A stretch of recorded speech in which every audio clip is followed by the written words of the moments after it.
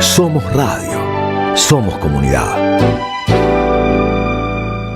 Tómate un jugo de política, sociedad, género y cultura. Jugo de limón. Un programa antioxidante.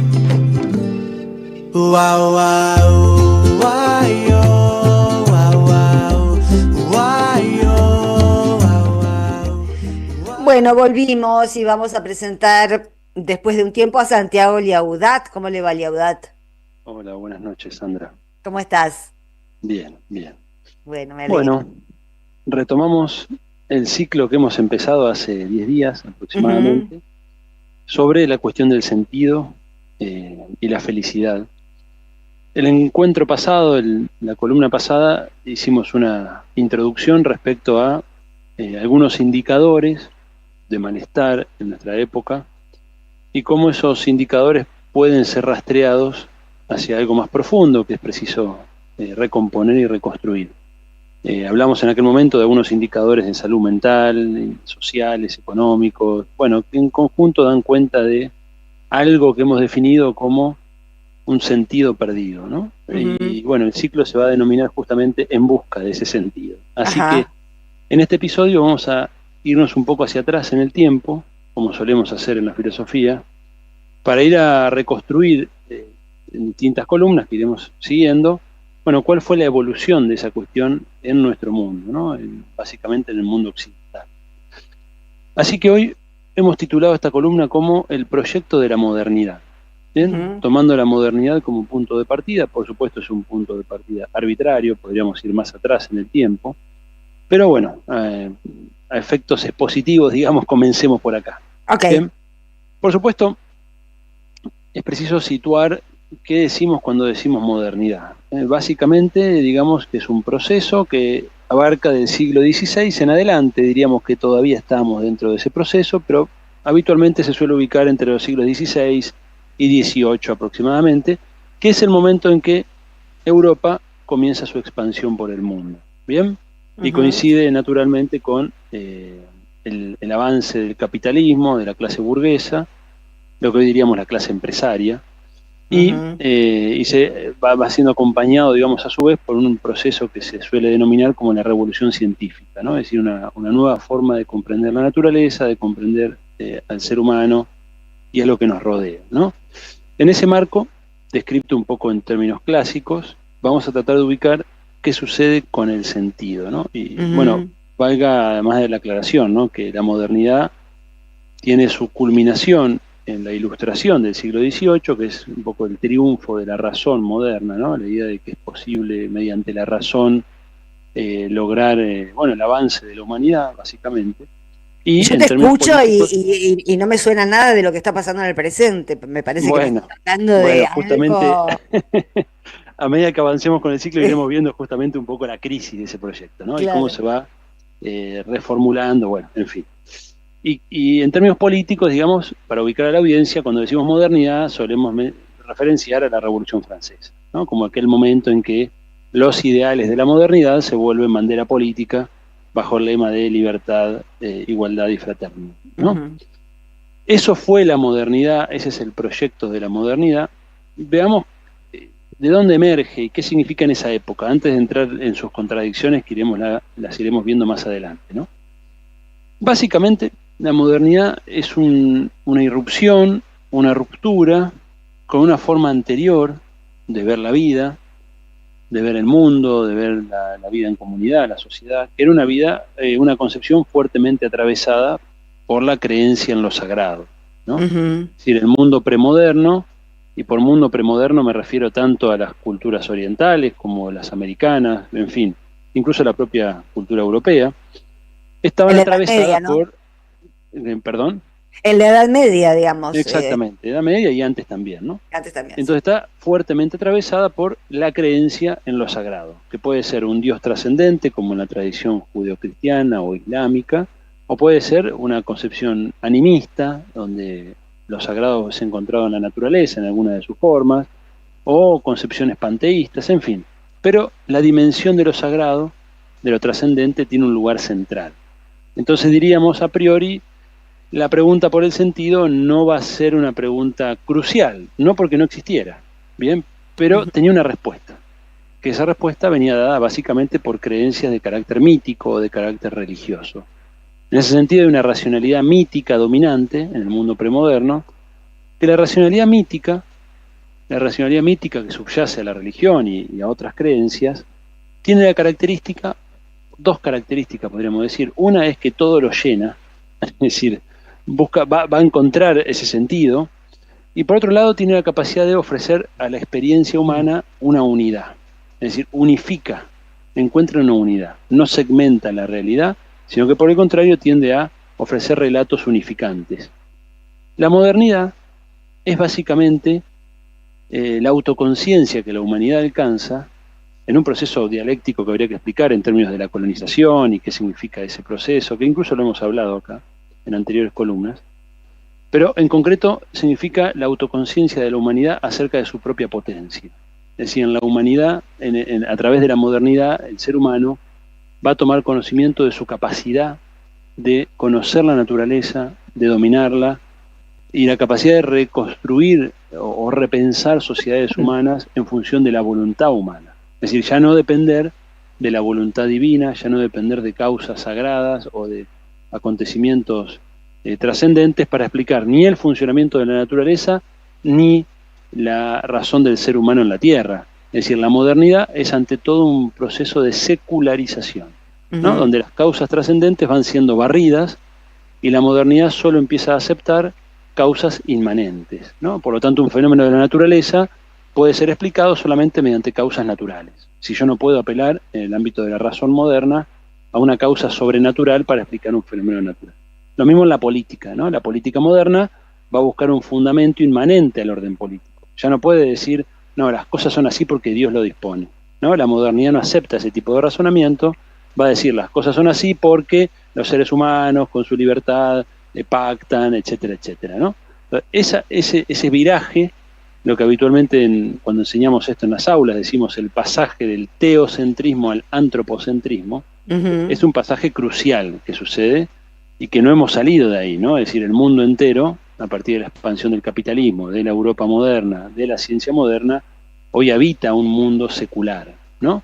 Sí. Salvo, por supuesto, algunas expresiones que podríamos hablar en algún momento en relación a algunas concepciones más fundamentalistas, religiosas o algunos países en particular, pero diríamos que la tónica de la época es la tónica moderna todavía, ¿no? Es decir, no se acepta ese tipo de argumentaciones. Entonces, cuando la modernidad, en un proceso de siglos, ¿no? Esto no ocurre de la noche a la mañana, es un Mm. proceso de siglos, la modernidad va barriendo con lo sagrado, no lo va admitiendo dentro del orden de lo racional, lo sagrado va a quedar como el ámbito de la fe, de lo interior, en algunos casos incluso va a ser desechado, sobre todo en las versiones materialistas, en otros casos va a ser recluido al ámbito de lo privado, en otros casos va a ser como una cuestión trascendente pero sin contacto con la tierra, en fin, va siendo relegado, va siendo corrido. Ahí va a aparecer obviamente el primer vacío, digamos, ¿no? En relación con, bueno, y entonces, ¿qué hacemos acá, no? Y la modernidad va a dar una respuesta a esto. ¿Cuál fue la respuesta que la modernidad da? Y tiene que ver, yo creo que hay como dos etapas, ¿no? En una primera etapa, las respuestas son los ideales de la cultura humanista, ¿no? Entonces, ¿cuál es el proyecto de la modernidad en una primera etapa, digamos, triunfal de su expansión? Va a ser la idea de que el proyecto es el ser humano mismo, ¿no? Si el Ujú. objetivo del para qué estamos acá es para la perfectibilidad humana. Tenemos que cultivar los ideales de la razón, tenemos que suprimir el misterio que existe en la realidad, y esa supresión es posible, es decir, el ser humano es capaz de alcanzar la realidad, de dominar la realidad, y el ser humano va en un camino ascendente de triunfo de la razón por sobre la superstición, el oscurantismo, la ignorancia. ¿Sí? Es esa primera etapa de la modernidad que está fuertemente anclada en una mirada humanista, entendida en el humanismo como la realización del ser humano en la Tierra, ¿no? Que fue un proyecto muy poderoso, muy fuerte, ¿no? Eran banderas que incluso lograban arraigo en poblaciones que estaban siendo sometidas a la propia Europa. Así que Ujú. imaginémonos si esto no era un discurso potente, ¿no? Luego hay una segunda etapa que conecta con la anterior, pero en cierto sentido es una evolución de la anterior, que empieza a anclar el sentido ya no tanto en un ideal humanista, en cierto modo inalcanzable, sino en la historia humana. Es el surgimiento de las filosofías de la historia. Si en el primer momento tenemos una especie de idealismo cultural, donde la idea de la razón que existe es una idea de una razón trascendental, una razón que no está anclada en lo material, en lo terrenal, sino que prácticamente ocupa el lugar de Dios, esa razón trascendental, ¿no? Esto ha sido analizado por varios autores. Sí, es una razón que desplaza a Dios, pero se ubica a sí misma. Sí. Esto va decayendo, van teniendo ciertas contradicciones, y luego aparecen las filosofías de la historia, ¿no? Básicamente tenemos a Hegel, tenemos a Marx y algunos otros autores, el propio liberalismo, que va a plantear, bueno, en verdad la razón también es inmanente, es decir, la razón, esa razón trascendental es un resabio de la imagen de Dios. Esto aparece más claro sobre todo en Marx, ¿no? En Hegel ya es una figura de transición, pero esa razón empieza a secularizarse también, la razón se mete en el barro de la historia, digamos, y cómo encuentran ahora el sentido estos filósofos, encuentran el sentido en la historia humana, ya no en la realización de un ideal inalcanzable de perfectibilidad a través de la cultura, incluso del propio individuo, sino ahora empieza a ser la historia como la revelación, digamos, de una verdad mayúscula. Entonces uno ve en Hegel, esto es muy claro, ¿no? En Hegel la historia humana, el desarrollo del espíritu en la historia, que en la modernidad va a alcanzar la autoconciencia, ¿no? Por eso Hegel decía que habían llegado al fin de la historia. En Marx, en cambio, no habíamos llegado al fin, el fin iba a ser el comunismo. Y para Marx va a ser también la historia, el anclaje del sentido, ¿no? Solo que el sentido va a ser la emancipación humana mediante la revolución, ¿no? Entonces fíjense cómo el sentido que en la primera etapa de la modernidad estaba muy asociada a la cultura con C mayúscula, ¿no? Todavía un poco heredera de un humanismo antiguo, ¿no? Un humanismo grecolatino. Ya hacia el fines del siglo XVIII, con la era de la revolución, el siglo XIX, ahora empieza a ser algo mucho más inmanente, ¿no? Es decir, el desarrollo de la humanidad es el progreso en la historia. Ese progreso para el liberalismo va a ser de la mano de las revoluciones burguesas, del capitalismo, del libre mercado, y ese avance... Del industrialismo, ¿no? Exactamente, y ese avance del sentido en la historia, en el marxismo, va a estar dado sobre todo por la revolución, ¿no? Y el desarrollo de las fuerzas productivas que esa revolución iba a permitir. ¿Por qué es importante esta reconstrucción? Porque de las filosofías de la historia van a surgir las ideologías del siglo XX. Las grandes ideologías del siglo XX, que son el nacionalismo, el marxismo, el liberalismo, básicamente, son ideologías hijas de las filosofías de la historia de fines del siglo XVIII y del siglo XIX. Entonces, estas ideologías del siglo XX, que fueron tan pregnantes, tan importantes y que produjeron a su vez grandes sueños y grandes frustraciones y conflictos, estas filosofías son hijas indirectas de aquel sentido hallado en la modernidad. Entonces, cuando empecemos a ver, a partir de la próxima columna, la crisis de la modernidad, que va de la mano con la crisis de las ideologías, veremos que tiene que ver justamente con que estos conceptos que se fueron construyendo a lo largo de los siglos van a empezar a presentar contradicciones insalvables, ¿no? Entonces, para dar un cierre a la presentación de hoy, el triunfo de la razón moderna, que viene un poco a pretender barrer con el misterio de la realidad, a lograr abarcarlo todo, a lograr dominarlo todo, a creer que la razón todo lo puede, va a pretender incluso eliminar a la razón mítica, ¿no? A esa razón que busca el sentido. Y va a pretender ni más ni menos que analizarlo todo, encontrar el significado preciso de las cosas. Por eso va a ser una razón, va a decir la Escuela de Frankfurt, una razón que termina siendo una razón instrumental, ¿no? Que termina siendo un gran instrumento, un gran medio, sin un fin muy claro, ¿no? Y ahí ya me adelanto a temas de la crisis de esto. No veo la hora de que llegues a la crisis. Bueno, la modernidad, te gusta la crisis. Y no, porque es lo que padecemos, necesitamos herramientas para... Claro. La modernidad, precisamente uno de los problemas que vamos a ir viendo que tiene, es que fragmenta la experiencia, ¿no? Mientras que la razón mítica unifica, genera un relato unificador, y fíjense que la ideología todavía va a ser heredero de esa razón mítica en definitiva, porque va a dar una explicación total de la realidad.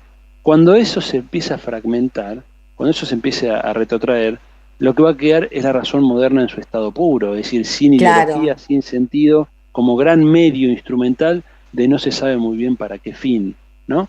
Y por supuesto hay que dar lugar a la lógica capitalista, ¿no? Que va en paralelo a todo esto, y que tempranamente va a plantear un gran sentido subyacente y que va a terminar siendo el triunfante, que es el sentido de la riqueza, ¿no? El dios dinero, el proyecto de estar en la riqueza, que en el siglo XVI o XVII o XVIII era algo subordinado a los ideales de la cultura, ¿no? Era como una mala palabra, como algo que se estaba ganando su espacio, pero no era del todo admitido. Ya a partir del XIX y sobre todo en el XX va a terminar creciendo, expandiéndose hasta que finalmente se vuelva el dominante, ¿no? Así que, bueno, esa ha sido un poquito, en solo 15 minutos, la historia de lo que podemos denominar como el sentido en la modernidad. Y no me quiero olvidar una sola cosita más, y Sí, perdón, porque dale. es importante. Sí. La modernidad siempre ubica el sentido en el futuro. Uno me dirá, bueno, esto es Ah, la contradictorio. luz al final del túnel. Claro, es decir, ¿por qué en el caso del ideal de la cultura se entiende, ¿no? ¿Por qué el futuro? Bueno, porque vos en definitiva trabajás para ese futuro, ¿no?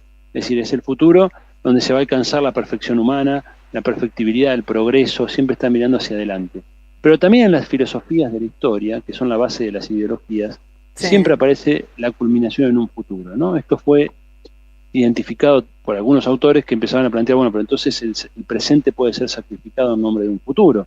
Y sí, ¿no? Justamente este es uno de los problemas de la modernidad, que muchas veces sacrificó un presente en nombre de un futuro ideal que en definitiva nunca se alcanzó, ¿no? Entonces, la modernidad siempre está enfocada o prioriza el tiempo futuro. Y esto va a ser uno de los elementos que también va a entrar en contradicción cuando ya entremos a hablar del siglo XX. Bueno, esperamos ansiosos, Santiago Liaudat. Bueno, me alegra. Bueno, hasta la Adiós, próxima. hasta la próxima. Chau, chau. Besos, chau, chau. Bueno, nosotros sepa y mensajes.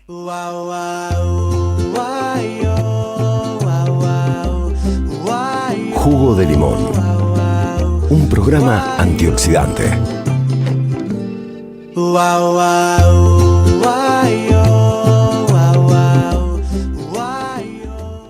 Hay fútbol, ¿no? Porque estoy escuchando gol. Alguien hizo gol. ¿Hay partido? Bueno, no sé, me parece. Me encantaría que me dijeran si hay partido o hay otra cosa. Bueno.